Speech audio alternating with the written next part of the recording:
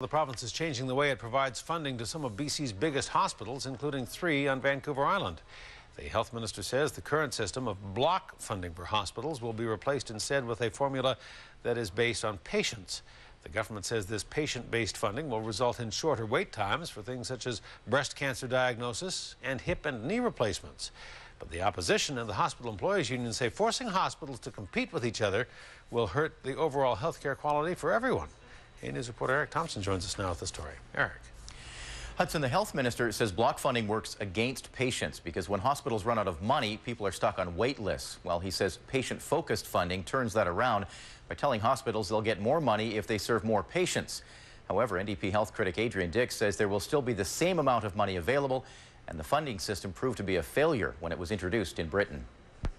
Every hour, the province spends almost $2 million delivering health care in British Columbia.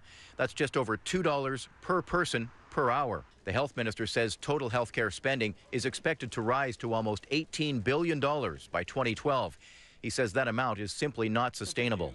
Today, I am announcing that over the next 2 years, we are investing an additional $250 million to launch a patient-focused funding model in British Columbia. The new funding system covers 23 of the province's largest hospitals, including 3 on Vancouver Island, Royal Jubilee, Vic General, and Nanaimo Regional General. Kevin Falcon says the patient-based funding will mean more timely, accessible care than the block funding that has been in place. The NDP's health critic says he believes smaller hospitals will lose out. I mean, if you've got a competitive situation, then we've seen this in other hospital sectors. Smaller hospitals, which serve a broader community, are going to be less able to compete. That doesn't mean they don't provide as important a service. It's just that they perform a different service. And so what the government is doing, I think, will be very damaging, particularly to hospitals in the interior and north of Victoria on Vancouver Island. The Hospital Employees Union says the changes announced today could result in some facilities downgrading services for difficult and time-consuming procedures, while the NDP says it appears the provincial government is adding another level of bureaucracy to the healthcare system.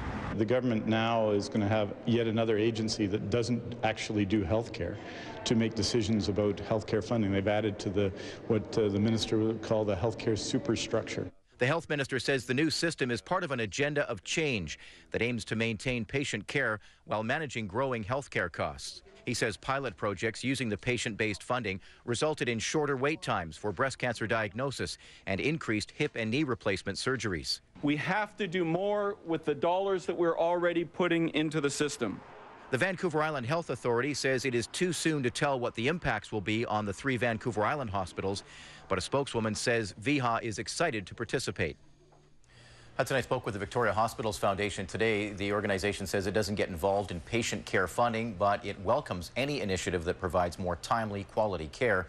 The government says its goal is simple: to provide the best care possible for patients by making hospitals and health authorities more efficient and more accountable for the taxpayer dollars they receive.